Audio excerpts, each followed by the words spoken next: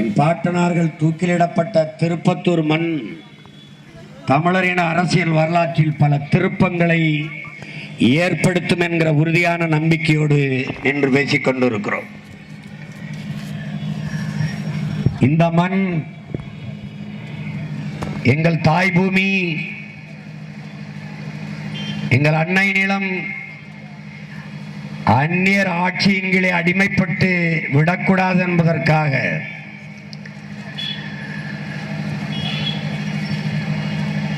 வீரம் செறிந்த போர் நிகழ்த்தி உயிரீகம் செய்த வீர மறவர்கள் எங்கள் பாட்டனார்கள்.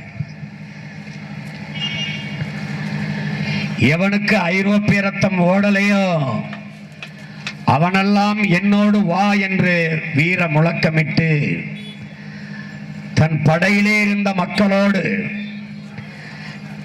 படை நடத்தி நடந்து சென்ற இடங்களில் எல்லாம் பல்லாயிரக்கணக்கான மக்கள் அவர்கள் படையிலேயே அணியணியாக திரண்டு ஆர்ப்பரித்தார்கள். குறிப்பாக வேளாண்குடி மக்கள், உழைக்கு மக்கள், உறுதி கொண்ட மக்கள், வீரம் செறிந்த வீரமறவர்கள் எல்லாம் அவர் படையிலே திரண்டார்கள். அதற்கு காரணம் என் பாட்டனார்கள் வேளாண்மைக்கு கொடுத்த முன்னுரிமைதான். மக்களாட்சியில்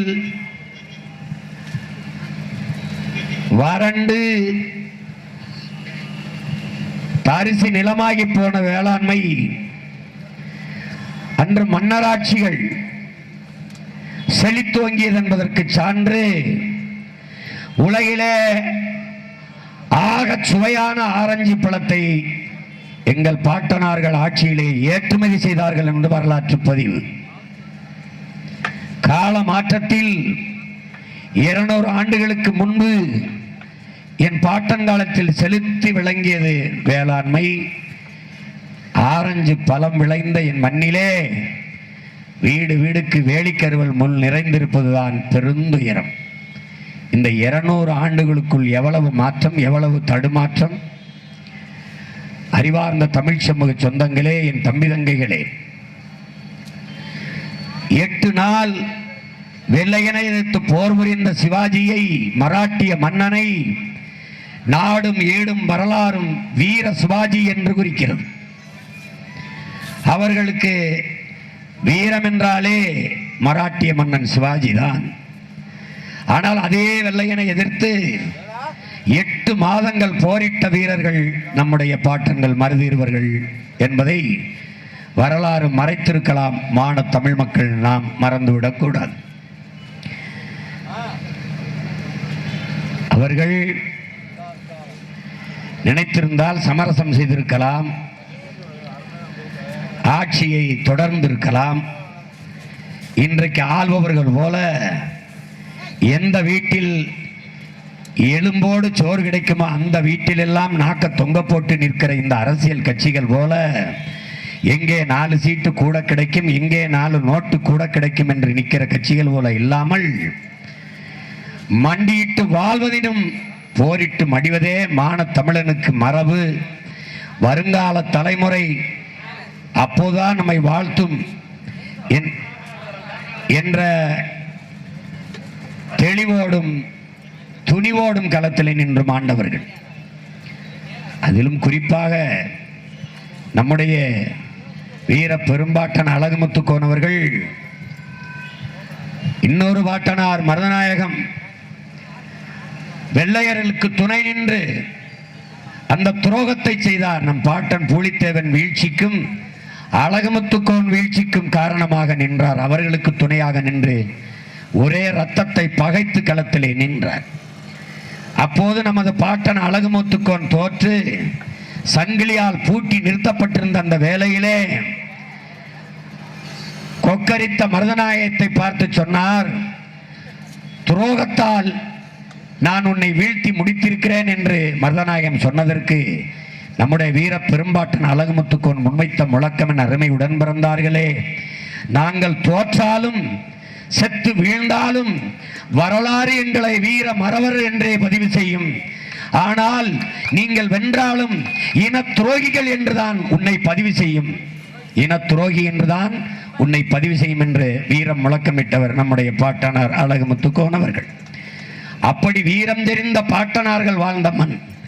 என் அன்பு தமிழ் சொந்தங்களே, வரலாற்று பேர் அறிஞர்களே, வழி வழியே வந்த என் தம்பி தங்கைகளை ஆழ்ந்து கவனிங்கள், உற்று நோக்குங்கள். ஒரு அறிஞர் பெருமகன், ஆக பெரும் சிந்தனையாளன், உலக வரலாற்று ஆசிரியர்கள், முற்போக்கு சிந்தனையாளர்கள் எல்லோரும் ஒரு பெண்மகள் எப்படி வாழ வேண்டும் என்று சிந்தித்து வடிவமைப்பார்களோ அப்படிப்பட்ட ஒரு ஒப்பற்ற பெண்ணாக உலக வரலாற்றில் ஒரு முன்மாதிரி பெண்மகளாக வாழ்ந்து மறைந்தவர் நம்முடைய வீரப்பெரும்பாட்டி வேலுநாச்சியார் அவர்கள். நீங்கள் நம் பாட்டியாரின் நினைவிடத்தை போய் பாருங்கள். தூக்கிலிடப்பட்ட நம்ம பாட்டனார்கள் மருதிருவர் நினைவிடத்தையும் பாருங்கள், பூலித்தேவன் நினைவிடத்தையும் பாருங்கள், அழகுமுத்துக்கோன் நினைவிடத்தையும் பாருங்கள். அப்படியே சென்னை கடற்கரைக்கு வந்து நீங்கள் கலைஞர் கருணாநிதி அவர்கள், ஐயா எம்ஜிஆர் அவர்கள், ஐயா அம்மையார் ஜெயலலிதா அவர்கள், அண்ணா அவர்களுடைய சமாதிகளையும் பாருங்கள். அடையாளம் தெரியாது நம்மளை அழித்து மறைத்து வைத்திருப்பதை பாருங்கள். இந்த கொடுமையெல்லாம் தகர்த்தெறிந்து தமிழர் இன வரலாற்றை மீண்டும் எழுதுவதற்குத்தான் உங்கள் பிள்ளைகள் கிளர்ந்து எழுந்து வந்திருக்கிறோம். இதை நன்கு கவனிக்கணும். இதே இடத்தில் நினைவு தூண் இருக்கிற இந்த இடத்தில் தான் நம் பாட்டன்கள் இருவரும் முழங்காலிட வைத்து தூக்கு கயிற்றிலே நிறுத்தியிருந்தான் வெள்ளையன். அருகிலே 7 வயது சிறுவன் நின்றான், பாலகன் நின்றான். அவனும் தூக்கு கயிற்றுக்கு முன் மண்டியிட்டு நின்றான். அப்போது பெரிய மருது அவர்கள், நாங்கள் உன்னை எதிர்த்து போரிட்டோம், மருதிருவர்கள் எங்களை தூக்கிலிடுகிறாய், சரி, இந்த 7 வயது சிறுவன் பாலகன் உனக்கு என்ன செய்தான், எதற்காக அவனை தூக்கிடுகிறாய் என்றால், 7 வயது சிறுவனுக்கும் வெள்ளையன் பயந்திருந்தான். மான மறவன் மருதிருவன் பரம்பரையிலே வந்த 7 வயது சிறுவன், அவனை உயிரோடு விட்டால் அவனும் படை திரட்டி பகை விரட்டுவான் என்று மிரண்டு போய் வெள்ளையன் அவனையும் தூக்கிலிட்டான். அன்பிற்குரிய தமிழ் சொந்தங்களே, என் அருமை உடன் பிறந்தார்களே, இதை கவனியுங்கள்.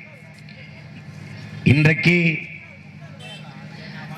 அந்த வீரம் செறிந்த மரபிலை வந்தவர்கள் நாம் வீழ்ந்து கிடக்கிறோம். இந்த கொடுமையை துடைத்தெறிய, பலகாலமாக துரத்தி அடிக்கும் வறுமையை, ஏழ்மையை ஒழிக்க நமக்கு இருக்கிற வரலாற்று வாய்ப்பு இந்த தேர்தல்.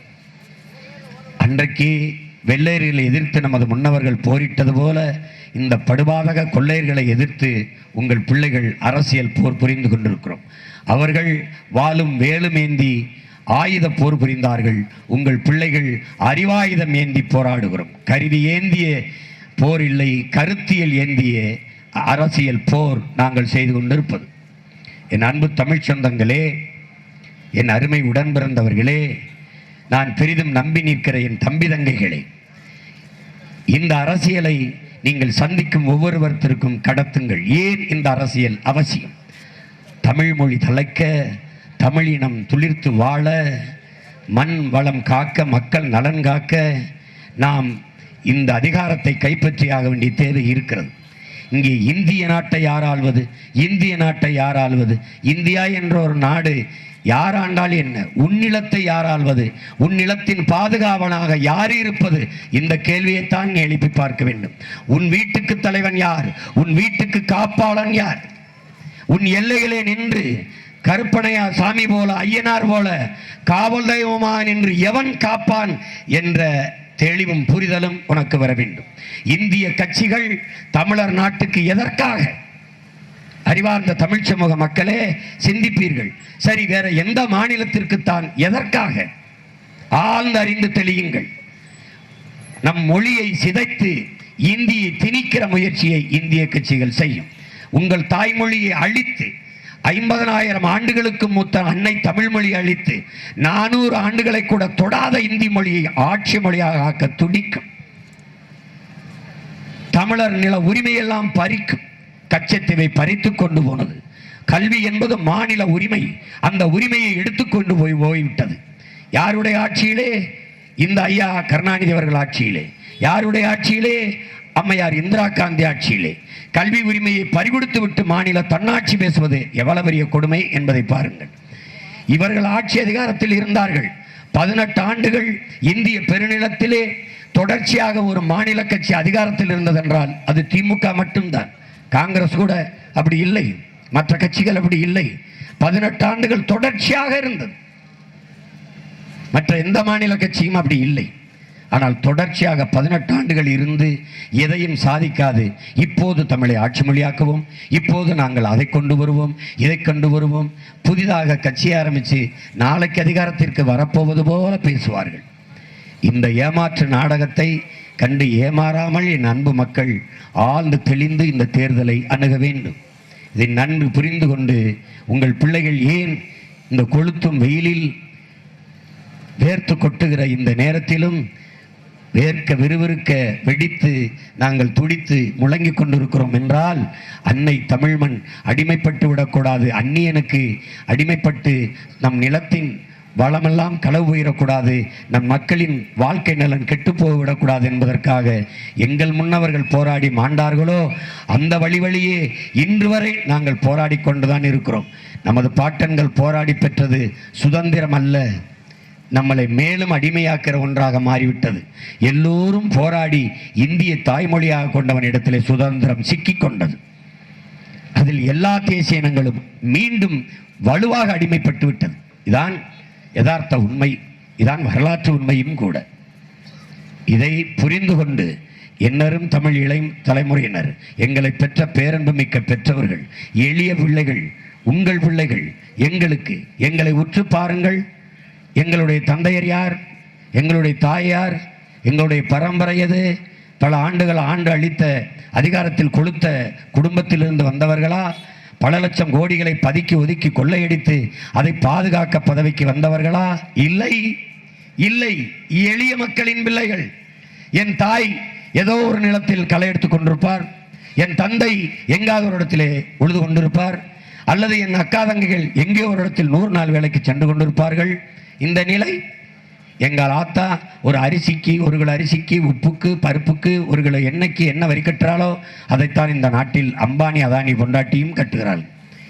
அப்போ வரி ஒன்றாக இருக்கு, வாழ்க்கை தரம் ஒன்றாக இருக்கா என்ற சிந்தனை நமக்கு எழ வேண்டும். அவர் சொல்றார், விலை தாறுமாறா ஏறி போச்சுன்னு. அதனாலே நம் வாழ்க்கை தரம் மாறி போச்சு. என்ன ஆனாலும் இந்த நிலை தொடர விடக்கூடாது.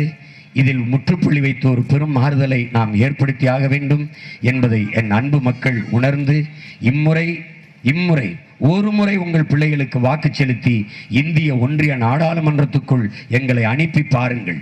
உங்களுக்காக எங்கள் பிள்ளைகள் முழங்குகிற உரிமை முழக்கத்தை பாருங்கள், அவர்கள் எழுப்புகிற கேள்விகளை பாருங்கள்.